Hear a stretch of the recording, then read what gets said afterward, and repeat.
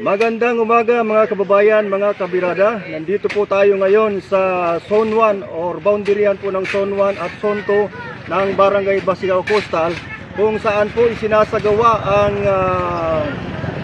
bayanihan or clean up drive, paglilinis ng paglilinis ng imburnal para maging maayos po ang daloy ng nasabing imburnal dito sa Barangay Basiao Coastal. Ayan po mga kababayan, nakikita nyo po ang ating mga bayani na tumutulong sa paglilinis nitong nasabing imburnal dito sa aming barangay.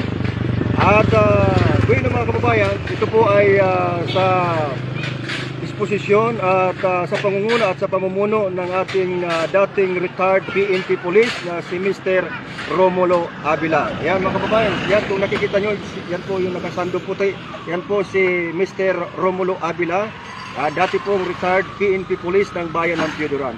So ito ipapakita ko sa inyo mga kababayan, mga kabirada, ang ating masisipag na mga bayaning mga kababarangay natin na tumutulong para maging maayos ang daloy ng tubig galing po sa sapa dito sa Barangay Basiao Coastal.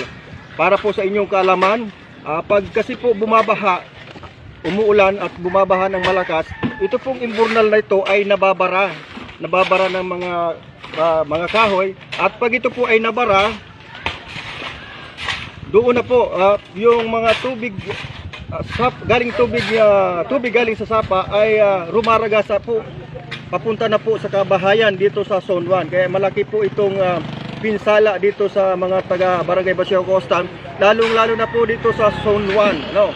Kaya sa pangunguna po at sa magandang kaisipan ng ating retired PNP Police na si Mr. Romulo Avila, ito po ay kanyang isinagawang bayanihan o paglilinis, totaling paglilinis ng imburnal dito sa Zone 1, Barangay Basiao Coastal. So ito ipapakita ko sa inyo mga kababayan, ang ating mga bayaning mga kabarangay na tumutulong para maging malinis at maayos ang daloy ng tubig dito sa nasabing imburnal.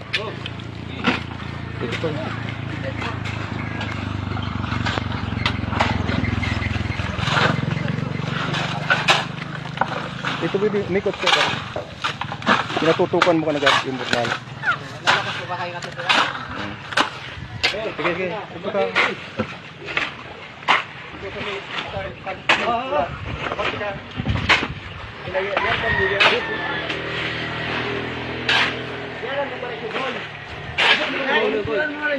Yaran mong maray ng sugoy.